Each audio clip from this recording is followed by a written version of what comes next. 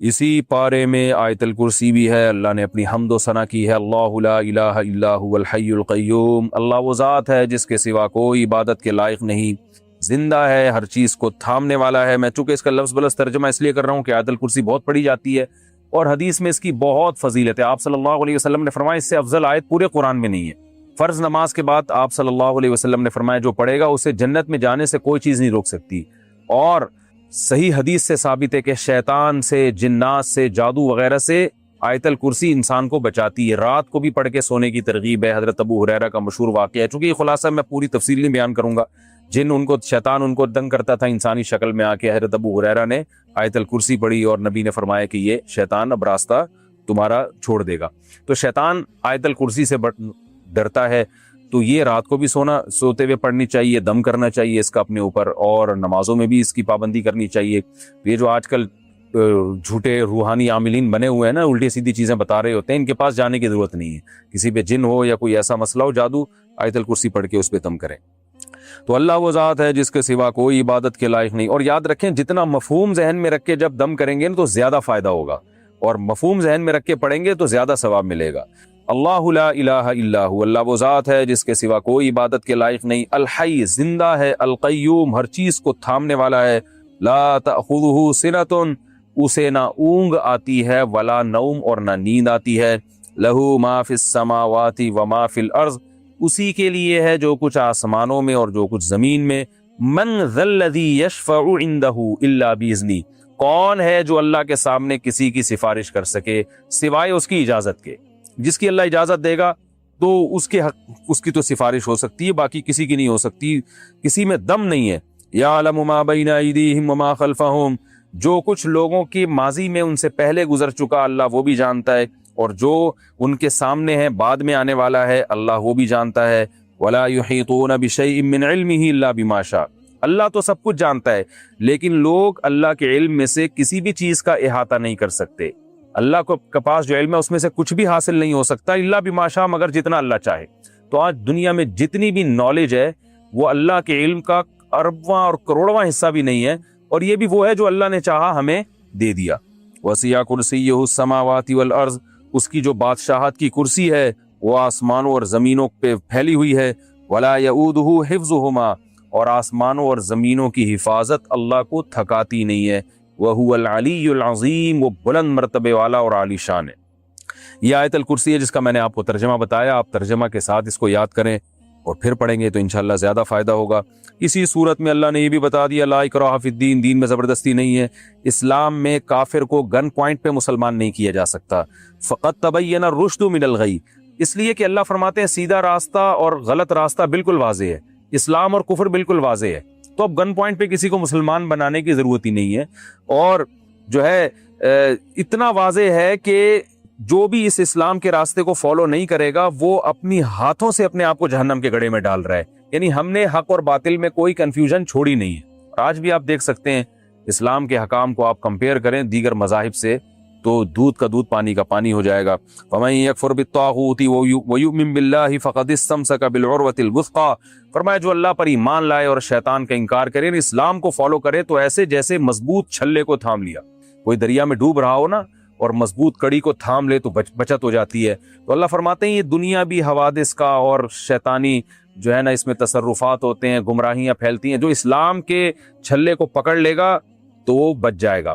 تو وہ مضبوط چھلا ہے اور مضبوط لگام ہے جس کو پکڑنے سے تمہاری حفاظت ہو جائے گی، لن فصام لہا یہ ٹوٹنے والا نہیں۔ بڑی خوبصورت مثال دی۔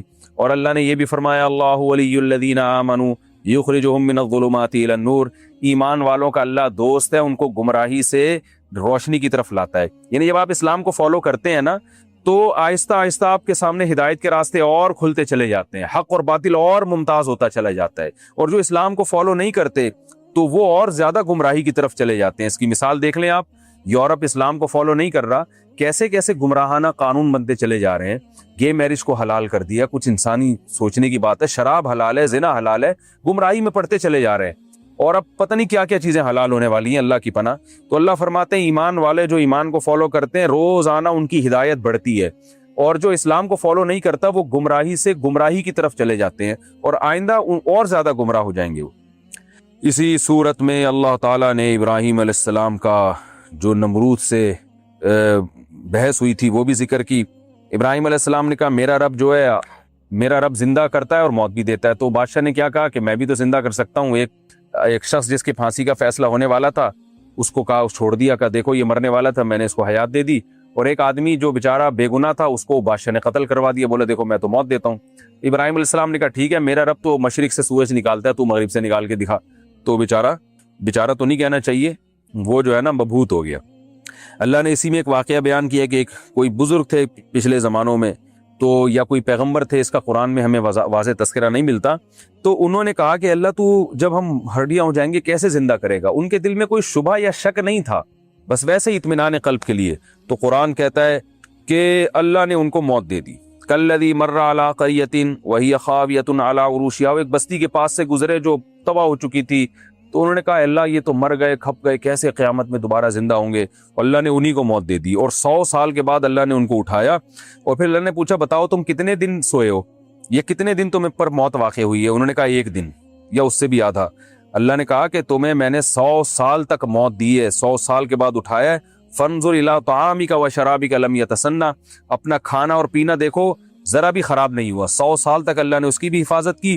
وانظر الی حمارک، اور اپنے گدھے کی طرف دیکھو، گدھا جو ہے نا مر کے ہڈیوں کا ڈھانچہ بن چکا تھا، اللہ نے اسے زندہ کر دیا. کہا یہ اپنے گدھے کی طرف دیکھو.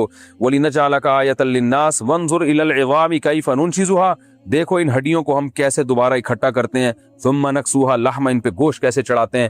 ان بزرگ یا جو پیغمبر تھے یا بزرگ تھے، قرآن میں اس کا تذکرہ نہیں ہے، انہوں نے دیکھا تو وہ ساری بوسیدہ ہڈیاں جمع ہوئی ہیں اور پورا گدھا دوبارہ گدھا بن کے کھڑا ہو گیا. تو اللہ نے فرمایا جو گدھے کو دوبارہ زندہ کر سکتا ہے وہ انسانوں کو کیوں زندہ نہیں کر سکتا؟ اس طرح سے میں زندہ کروں گا.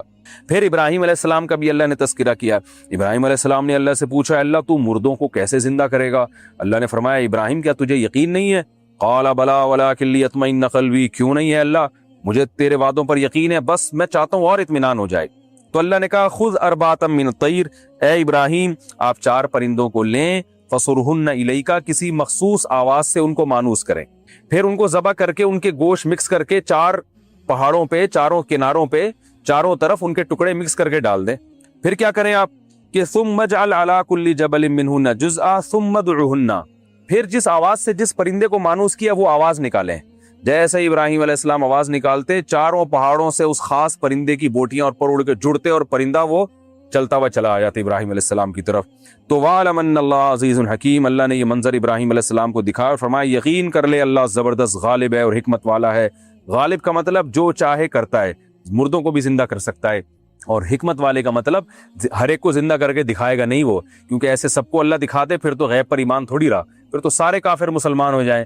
تو اللہ اپنی قدرت دکھاتا ہے جس کو چاہتا ہے، اور جو اصل قدرت اللہ نے دکھائی ہے وہ تو تمہیں پانی سے جب انسان بنایا، نطفے سے انسان بنا دیا، تو یہ قدرت کافی ہے ایمان لانے کے لیے. تیرا رب خوب جانتا ہے کہ کون سیدھے راستے سے ہٹ گیا ہے اور کون سیدھے راستے پہ چل رہا ہے. یہ جو آیت اس قسم کی قرآن میں جتنی بھی آیتیں ہیں جن میں اللہ یہ فرماتے ہیں کہ ہمیں پتہ ہے کون صحیح ہے کون غلط ہے، ہمیں معلوم ہے، تو اللہ ہمیں یہ کیوں بتاتے ہیں اور نبی کو کیوں بتا رہے ہیں کہ ہمیں پتہ ہے کہ کون سیدھے راستے پر ہے اور کون غلط راستے پر؟ وہ تو سب کو پتہ ہے کہ اللہ کو پتہ ہی ہے. کیا خیال ہے بھائی سب کو پتہ ہے کہ اللہ کو پتہ ہی ہے کہ کون سیدھے راستے پر اور کون غلط راستے پر. یہ اصل میں تسلی ہے، اور یہ بہت بڑی تسلی ہے. جب بھی آپ سیدھے راستے پہ چلیں گے، توحید کا راستہ، سنت کا راستہ، حق کا راستہ، تو آپ صحیح چل رہے ہوں گے، لوگ آپ کو غلط کہہ رہے ہوں گے. لوگ کہتے ہیں ہمیں فالو کرو، ہم جیسا کہہ رہے ہیں نا ویسا کرو. اور لوگ کس راستے کی طرف بلاتے ہیں؟ لوگ خواہشات کی طرف بلاتے ہیں. انسان کا نا دنیا میں جن لوگوں کا آخرت پر ایمان نہیں ہے، جنت جہنم پر ایمان نہیں ہے، اکثریت کا تو ایمان نہیں ہے جنت جہنم پر، تو جب ان کو جنت اور جہنم کا یقین ہی نہیں ہے تو وہ اسی دنیا کو سب کچھ سمجھتے ہیں. جب اس دنیا کو انسان سب کچھ سمجھے گا تو اس دنیا کو بھرپور طریقے سے انجوائے کرنے کی کوشش کرے گا کہ نہیں کرے گا؟ بولو نا یار، کرے گا. بہت سے تو کہتے ہیں آخرت ہے لیکن اوپر سے نا، وہ اندر سے نہیں ہے، اندر میں نہیں ہے.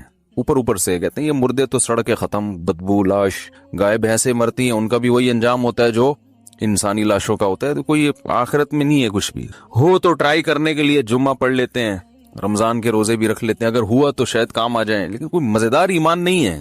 تگڑا ایمان جسے کہتے ہیں نا، جو آپ کو حضرت مولانا الیاس رحمۃ اللہ علیہ جو تھے نا تبلیغی جماعت کے بانی، وہ فرمایا کرتے تھے کہ ہماری جو 2 رکعت نماز ہے یہ ہمارے دنیا کے کام نہیں بناتی تو جنت میں حور کہاں سے دلائے گی یہ، ٹھیک ہے؟ اتنی ایسی ہم نماز پڑھتے ہیں، بالکل نہ دل لگاتے ہیں اس میں، نہ خشوع و خضوع، نہ آداب، اسے پڑھ کے ہمارا کوئی کام ہوتا ہی نہیں ہے۔ تو ایسے وہ وجہ اس کی یہ کہ دھیان نہیں ہے نا، آخرت پر یقین ہوتا ہے تو کیا ہوتا ہے، دھیان ہوتا ہے، پتا ہوتا ہے بھائی میں نے اللہ کو جواب دینا ہے، تو ایک فارمیلٹی سی پوری ہو رہی ہے، آ رہے ہیں جا رہے ہیں۔ تو میں یہ کر رہا تھا کہ جب آخرت پر پورا یقین نہ ہو، یا ہو تو معمولی سا ایک شبہات ہوں، تو عمل میں جو جان ہے نا وہ کیا ہو جاتی ہے، ختم۔ اور پھر انسان خواہشات کو زیادہ فالو کرتا ہے، وہ دین کو بھی اس حد تک فالو کرے گا جس حد تک خواہشات اس کو فالو کرنے دیں گی، کیونکہ دین کی ہر چیز ایسی تھوڑی ہے جس میں معاشرہ رکاوٹ ڈالے۔ بہت ساری دین کی چیزیں ایسی ہیں معاشرہ کہتے ہیں چلو بھائی کر لو، ماشاءاللہ اچھی بات ہے یار، اگر کر لو تو ٹھیک ہے، نماز پڑھ لو، روزہ رکھ لو، کچھ چیزیں تو معاشرہ بھی اجازت دیتا ہے، وہ بھی 5 ٹائم پابندی سے نماز کی وہ بھی اجازت نہیں دے گا کہ آپ بہت زیادہ نمازی بن گئے، پروفیشنل نمازی جسے کہتے ہیں۔ تو جب آخرت پر پورا یقین نہیں ہوتا تو انسان پھر کیا کرتا ہے کہ یار پہلے خواہشات، جو موٹی موٹی خواہشات ہیں نا وہ پوری، جس میں سب سے پہلے پیسہ ہے، پیسے پہ لوگ کمپرومائز نہیں کرتے، کیونکہ غریب آدمی کو دنیا کا ناکام انسان سمجھا جاتا ہے۔ خواہشات کس سے پوری، غریب پوری کرتا ہے یا مالدار؟ بھائی غریب آدمی کا بریانی کھانے کا دل چاہے گا تو جیب میں پہلے ہاتھ ڈالے گا کہ پیسے ہیں یا نہیں ہیں، نکل آئے تو پھر 10 دفعہ سوچے گا یہ اگر بریانی میں خرچ کر دیے تو گھر میں بچوں کے لیے کھچڑی پکانے کے پیسے بھی بچیں گے کہ نہیں بچیں گے۔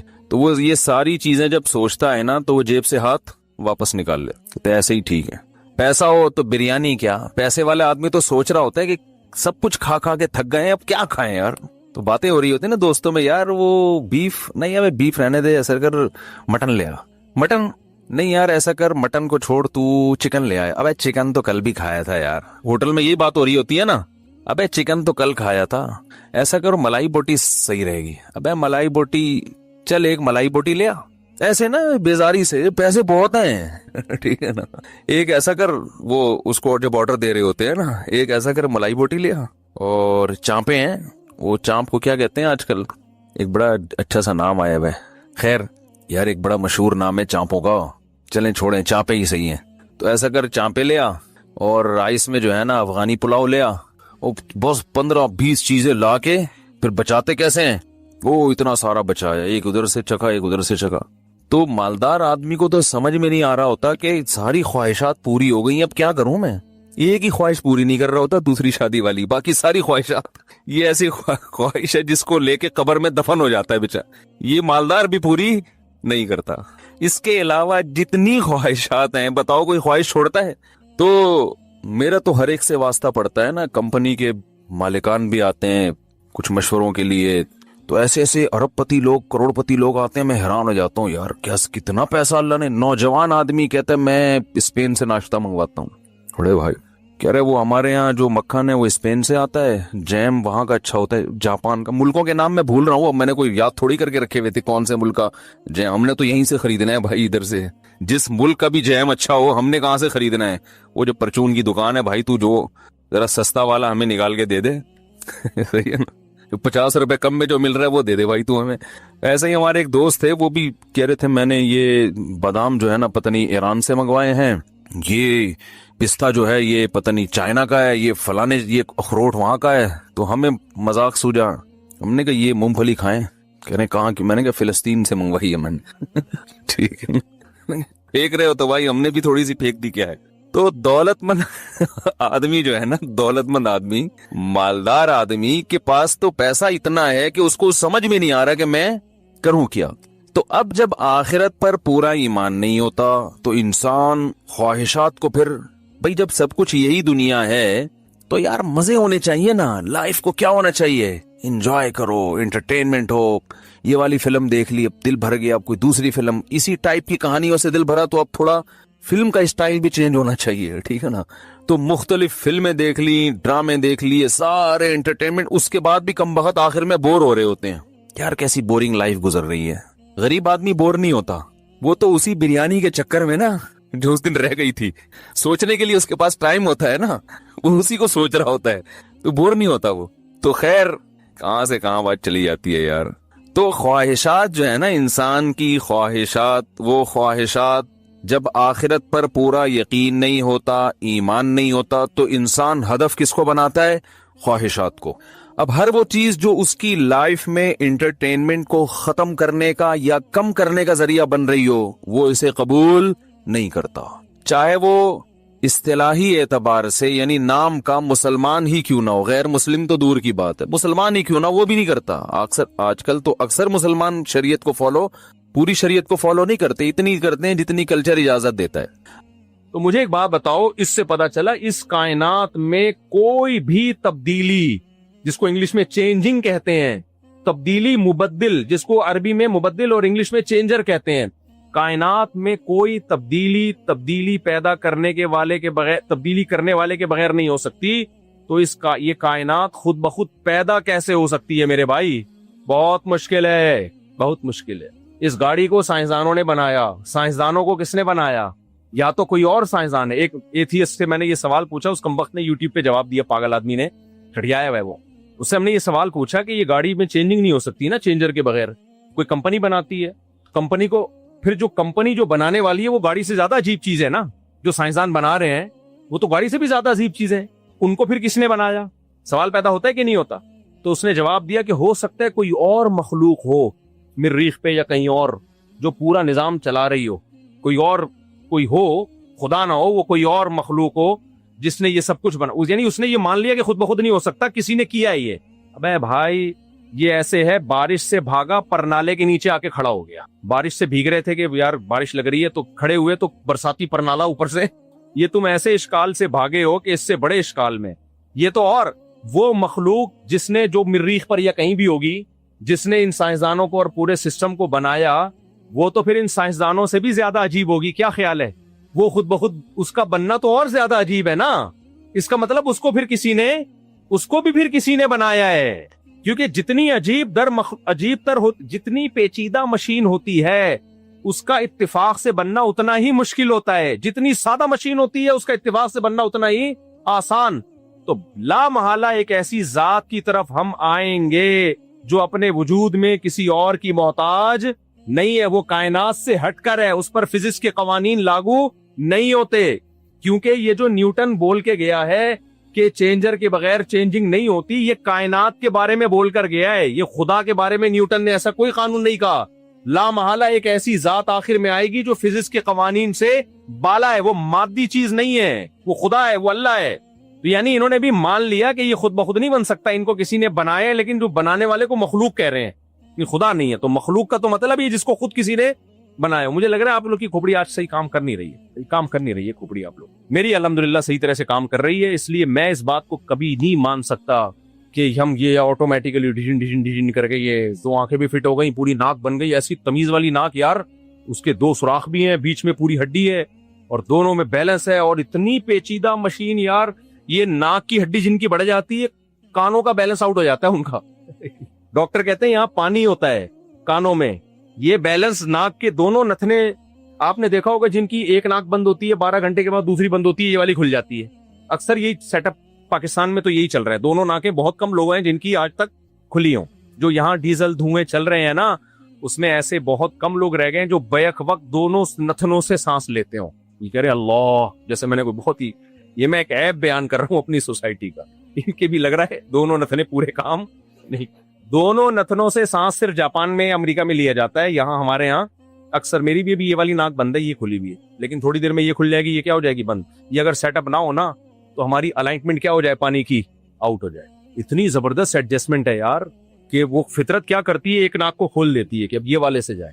ویسے تو دونوں سے سانس جانا چاہیے, لیکن اگر دونوں سے نہیں جا رہا, کوئی مسئلہ ہے, تو اللہ کہتے ہیں کہ زیادہ پیچیدہ مسائل کھڑے نہ ہو جائیں, تو فی الحال اس کو بند کرو, یہ والا ٹریک چلاؤ. جیسے روڈ زیر تعمیر ہے, صحیح ہے نا, ابھی یہ والا ٹریک چلاؤ, پھر یہاں سگنل یہ والا چلاؤ. ایک ایک چیز میں آپ غور کرو میرے بھائی، ایک ایک چیز میں غور کرو، پاگل ہوتا چلا جاتا ہے انسان۔ حضرت مفتی تقی عثمانی صاحب نے ایک واقعہ بیان کیا کہ ہم افریقہ میں تھے تو وہاں ہمیں ایک بڑا خوبصورت پھول نظر آیا، تو میں قریب جانے لگا توڑنے کے لیے، کسی نے کہا اس کو مت توڑیں، اس میں اتنا خطرناک زہر ہے کہ اس کو پکڑیں گے تو بچھو کی طرح کا زہر ہے، باڈی میں چلا جاتا ہے۔ حضرت نے فرمایا پھر تو بہت لوگ مرتے ہوں گے۔ انہوں نے کہا نہیں، اسی کے ساتھ میں ایک ایسا پودا ہے کہ اگر اس کو ٹچ کیا نا آپ نے، یہ زہر جائے گا، فوراً اس پودے کو ٹچ کرو، وہ زہر کا اثر ختم کر دے گا۔ دونوں ساتھ ساتھ ہیں۔ دونوں کیا ہیں؟ وہ جو حدیث میں آتا ہے نا، ما انزل اللہ من داء الا انزل له شفاء، بخاری کی حدیث، کوئی بیماری اللہ نے دنیا میں ایسی پیدا نہیں کی ہے جس کی شفا پیدا نہ کی ہو۔ تو بڑی زبردست ایڈجسٹمنٹ ہے بھائی، اگر بیماریاں ہی ہوتی، شفائیں نہ ہوتی، سب کا پروگرام ختم ہو چکا ہوتا، مر چکے ہوتے سارے۔ تو اچھا، یہ تو میں بس بیان کو ختم کر کے پھر یہ کسی نے دعا کے لیے کہا ہے۔ تو میرے بھائی، ناشکری کا سب سے بدترین ناشکری کیا ہے؟ بنانے والے کا بولو انکار کر دیا۔ یہ نہیں ہو سکتا میرے بھائی، ہمیں آنکھیں کس نے دی ہیں؟ اللہ نے دی۔ انگریز اگر انکار کرتا ہے نا اللہ کا تو اس کو کرنے دو انکار، ہم نہیں انکار کر سکتے، کیونکہ اللہ نے ہمیں سب سے پہلے اپنے بارے میں سوال ہوگا۔ آنکھیں اس اللہ نے دی، بولنے کے لیے زبان اس اللہ نے دی، اور جب ہم پیدا ہوئے ماں کی چھاتیوں میں دودھ، اور ماں کی نعمت، باپ کی نعمت، یہ کس نے دی ہے؟ اللہ نے۔ اللہ فرماتے ہیں کہ هو الذی خلق من الماء بشرا فجعله نسبا وصہرا، ایک غلیظ پانی سے بنایا۔ یہ حسن اتفاق نہیں ہے کہ اتنی عزت دے دی کہ پیدا ہوئے ننیال ددیال دو خاندان مٹھائیاں بانٹ رہے ہیں، پانی سے بنا کے اتنی عزت دے دی کہ دو خاندانوں میں تم خوشیاں منا رہے ہیں، اور جب بالغ ہوئے وصہرا، قرآن کہتے ہیں سسرال بھی دے دیا میں نے تمہیں۔ انگریزوں کیا تو یہ سارا سیٹ اپ بھی کیا ہو گیا؟ ختم، نہ سسرال رہا نہ ننیال رہا، ددیال بھی نہیں رہا۔ ننیال میں بھی ایک عدد اماں رہ گئی ہے، وہ بھی اب مارکیٹ سے شارٹ ہونے والی، کیونکہ کلوننگ کے ذریعے اور اس طرح کے بچے مارکیٹ میں آنا شروع ہوں گے، لیب میں بنیں گے بچے، ٹھیک ہے نا۔ ابا کے جنم لیے یہاں سے اماں کے لیے ملا کے بچہ مارکیٹ، کہیں کسی کے پیٹ، کسی تیسرے کے پیٹ میں رکھوایا، بچہ پیدا ہوا، نہ سالے کو ماں کا پتہ چل رہا ہے، نہ باپ کا پتہ چل رہا ہے، نہ چاچے کا پتہ چل رہا ہے، بس وہ اسٹیٹ کا غلام ہوگا۔ تو اسٹیٹ کا غلام، پریوار، خاندان، فیملی پارک کیسے بنیں گے ان لوگوں کے یار؟ آپ کہیں گے اپنی فیملی کے ساتھ آئیں تو لیب کو لے کر آ رہا ہوگا، سائنسدانوں کو لا رہا ہوگا، عجیب۔ تو شکر کرو اللہ نے مسلمان بنایا ہے۔ تو اللہ کہتے ہیں میں نے پانی سے پیدا کیا اور ددیال ننیال دو خاندان دے کے عزت دی تمہیں، پریوار خاندان میں پلتے ہو، فیملی ہوتی ہے، اور جب بالغ ہوتے ہو تو ایک سسرال بھی لگا دیا تمہارے ساتھ، اس میں بھی عزت ملتی ہے انسان کو۔ گھر داماد بننے کا مزہ بغیرتوں سے استغفر اللہ، جو ان سے پوچھو کہ کتنا مزہ ہوتا ہے اس میں، ویسے جا کے پڑھ کے دکھاؤ کسی گھر میں، ان کی بچی سے شادی کر لو، پڑے رہو وہاں پہ، کچھ بھی بگاڑ نہیں سکتے تمہارا۔ میں نیو کراچی میں تھا تو ایک آدمی نے کہا، مفتی صاحب گجراتی نے کہا، مفتی صاحب ہم جب کسی کو بددعا دیتے ہیں نا، کہتے ہیں اللہ کرے میں تیرا بہنوئی یا تیرا داماد بن جاؤں، یہ ہمارے یہاں بددعا ہوتی ہے۔ وہ کہنے لگا، میں نے کہا کیوں؟ کہتے ہیں پھر ہم اس کو ستاتے ہیں، وہ کچھ بھی نہیں کر سکتا، بہنوئی بہن کا خیال کرے گا اور سسر کس کا؟ بیٹی کا خیال کرے گا۔ تو ایسے میں نے داماد بغیرت قسم کے الحمدللہ بہت دیکھے ہیں کہ تو خیر، تو کتنی عزت دے دی میرے بھائی۔ یہ انسان کی تعظیم ہے، یہ انسان کی تکریم ہے۔ یہ کون کر رہا ہے؟ جانوروں کو یہ عزت تھوڑی ملتی ہے، تھوڑی ملتی ہے جانوروں کو۔ پیدا ہوئے اور کھانا پیا نکل لیے، بلی نے بچے دیے، تھوڑا بہت آپس میں تھوڑا دن رہتے ہیں، اس کے بعد نہ بلی کو پتا کہاں گیا میرا بچہ، ہمیں تو پتا ہوتا ہے بھائی، بچوں کو پتا ہوتا ہے ابا کہاں ہے، ہونا چاہیے، اگر پتا نہیں ہے تو پھر یہ آپ کی اس سلسلے میں پھر میں آپ سے کچھ نہیں کہہ سکتا بھائی۔ تو یہ سارے احسانات اللہ نے کیے۔ گرمیوں میں دوپہر کی تپتی ہوئی گرمی میں ٹھنڈا میٹھا تربوز کون کھلاتا ہے؟ خدا کی قسم یہ چیزیں مل رہی ہیں نا، اس لیے قدر نہیں ہے۔ چھن جائیں آدمی گاڑیاں پھینک دے گا، بنگلے پھینک دے گا، بولے گا مجھے تربوز چاہیے، مجھے کھیرا چاہیے، مجھے ککڑی چاہیے۔ بنی اسرائیل کو بٹیر کا گوشت ملتا تھا ڈیلی، ان سے پوچھو، بٹیر کا گوشت اور ترنجبی کوئی شہد ٹائپ کی میٹھی چیز، بڑی نفیس چیز تھی۔ تھوڑے دنوں میں کیا کہنے لگے؟ من بقلیہا وقختائہا وفومیہا وعدسیہا، ہمیں لہسن چاہیے، ہمیں پیاز چاہیے، ہمیں مسور کی دال چاہیے، ہمیں لوبیا چاہیے، یہ اناج غلے چاہیے ہمیں۔ اللہ نے کہا تو اتنی اعلیٰ چیز تمہیں دے رہا ہوں، نہیں ہمیں کیا چاہیے؟ پیاز چاہیے۔ اللہ نے تو ان کو عذاب اس لیے دیا کہ تمہیں تو یہ فری پھوکٹ کا مل رہا ہے، ملنا تو یہ بھی نہیں چاہیے تھا تمہیں، اس لیے یہ ناشکری تھی کہ تم پر تو عذاب آیا ہوا ہے نا، تم نے ناشکری کی ہے، تمہیں تو بھوکا مر جانا چاہیے۔ تو اگر تمہیں پھر بھی یہ مل رہا ہے تو اس پہ شکر ادا کرو، لیکن نارملی یہ چیزیں بہت بڑی نعمت ہے میرے بھائی۔ میں نے ایک گاؤں میں ٹائم گزارا تو اتفاق کی بات ہے وہاں نمک ختم ہو گیا تھا، کیا تھا اب مجھے یاد نہیں پورا واقعہ، بہت بچپن ہم لوگ دورہ سرف کے لیے جاتے تھے نا، چمن اور کوئٹہ وغیرہ کے گاؤں دیہاتوں میں کچھ اساتذہ ہوتے تھے، دورہ عربی گرامر کا دورہ کراتے تھے، یہاں ادھر ہوتا ہے ان علاقوں میں، تو وہاں نمک شارٹ ہو گیا، 3-4 دن ہم نے نمک کے بغیر کھانا کھایا، اس وقت ہمیں اندازہ ہوا نمک کتنی بڑی نعمت ہے. ایسا ترستے تھے, کھانے کا ذائقہ برباد, دمبے کھا رہے ہیں, چربیاں بھی ویسے مزے کے قورمے ٹائپ کی چیزیں, روٹی میں بھی نمک نہیں, سالن میں بھی نہیں. جس دن نمک ملا ہے نا اس دن اندازہ ہوا صرف ایک نمک اللہ چھین لے, آدمی کہے گا کروڑوں روپے لے لو, کہیں سے نمک کی تھیلی لا کے دے دے مجھے, میری گاڑی بھی لے لو, میرا بنگلہ بھی لے لو. غلطی سے منہ سے نکلنے والا تھا کہ خاندان بھی لے لو بس, لیکن اللہ کا شکر ہے نہیں. تو نمک ایسی چیز ہے, ایسی چیز ہے نمک, صرف ایک نمک. تو اللہ نے کتنی نعمتیں دی ہیں. دوپہر کی گرمی میں ٹھیلوں کو دیکھو, تربوز سے بھرے ہوئے ہوتے ہیں, خربوزوں سے بھرے ہوئے ہوتے ہیں, گوشت کی دکانوں پہ گوشت لٹک رہا ہے. تو اب آخری بات بس کر کے بیان ختم کرتا ہوں. ایسے موقع پہ نا منہ ایسا رکھا کرو جس سے لگے کہ آپ خوش ہو, جس سے لگے کہ آپ کیا ہو. شکر گزاری میں یہ کہ اللہ کے وجود کا بھی اقرار کیا جائے اور یہ کہا جائے کہ اللہ ہمیں بہت بڑی بڑی نعمتیں دے رہا ہے. آج ہو یہ رہا ہے, یہ بھی نہیں ہے, ایسا ایسے آ کے رو رہے ہوتے ہیں, ہائے میرے پاس تو یہ بھی نہیں ہے مفتی صاحب, یہ بھی نہیں ہے مفتی صاحب, یہ مسئلہ چل رہا ہے, یہ مسئلہ چل رہا ہے. ابے تیرے کو 2 ٹائم کی روٹی مل رہی ہے, سر چھپانے کے لیے جگہ میسر ہے, اور جسم کسی بڑی تکلیف سے محفوظ ہے, تو چہرے پہ مسکراہٹ ہونی چاہیے, شکر کے آثار ہونے چاہیے. بولو بھائی اللہ کا دیا میرے پاس بہت کچھ. میرے شیخ حضرت مفتی رشید احمد صاحب رحمہ اللہ تعالی 60 سال کی عمر تک فرماتے ہیں کہ میں دارالعلوم کورنگی میں میری تنخواہ سے بیل کی تنخواہ زیادہ تھی. بیل وہاں کاشتکاری کے لیے بیل, ان پہ زیادہ خرچہ ہو, بہت کم آمدن تھی اس وقت دارالعلوم کورنگی کی, تو بہت تھوڑی تنخواہ تھی. فرماتے ہیں کہ میں انڈا نہیں خرید سکتا تھا ناشتے کے لیے. ایک دفعہ انڈے والا آیا کہ آپ روز ہم سے کتنے انڈے لیا کریں گے, میں نے اس کو بہانہ کر کے بھگا دیا. کا وجہ یہ تھی میرے پاس انڈے کے پیسے نہیں تھے. لیکن کہتے ہیں کوئی مجھے یہ کہہ نہیں سکتا تھا کہ یہ کوئی غریب ہے. کہتے لوگ مجھ سے قرضہ مانگنے آیا کرتے تھے کیونکہ میں اپنے آپ کو سب سے بڑا سیٹ سمجھتا تھا. میں کہتا تھا کہ اللہ نے مجھے 2 وقت کی روٹی دی ہے, مجھ سے زیادہ مالدار دنیا میں کوئی بھی نہیں. آج مسئلہ ہوس کا ہے میرے بھائی. یہ جو ڈپریشن اور سٹریس ہے نا, یہ کسی ریزن کی بیس پہ نہیں ہے, یہ ہوس کی بیس پہ ہے. تو اللہ کو مسکراتے چہرے پسند ہیں, ہر وقت چہرے پہ سلوٹیں, یہ بھی نہیں ہے وہ بھی نہیں ہے, پریشان ہوں, یہ مسئلہ چل رہا ہے. ایک بزرگ نے خط لکھا حضرت ڈاکٹر عبدالحی رحمۃ اللہ علیہ کو, جو ان کے ڈاکٹر عبدالحی کہ یہ مسئلہ, انہوں نے کہا پورا خط ناشکری سے بھر دیا, شکر کا ایک جملہ نہیں لکھا. تو حدیث میں ہمیں جو شکر گزاری کا طریقہ بتایا گیا ہے, پریشانیوں میں اپنے سے کمتر کو دیکھا کرو. بھائی آپ کے پاس اگر کوئی پریشانی ہے تو آپ سے بھی زیادہ پریشان دنیا میں موجود ہے. میں ایک واقعہ سنا کے بس بیان سچی مچی کا ختم کرتا ہوں. ابھی کچھ دن پہلے ہمارے پرانے دوست ہیں, ان کا بیٹا ڈوب کے بیچارہ انتقال ہو گیا, 7-8 سال کی عمر, اور انتقال بھی عید کے دوسرے تیسرے دن. سب بچے آئے ہوئے تھے نہانے کے لیے, تالاب میں گئے, وہ پتہ ہی نہیں چلا. کتنی بڑی ٹینشن ہے. وہ بچے کی تصویر بھی مجھے دکھا رہے تھے, اور عید کے دن نماز پڑھ رہا ہے, بڑا 8-9 سال کا بچہ, تو بڑا پیارا خوبصورت ہوتا ہے. اور استاذ بھی وہ پٹھان ہے, وہ شلوار قمیض اس کی اور سفید ٹوپی.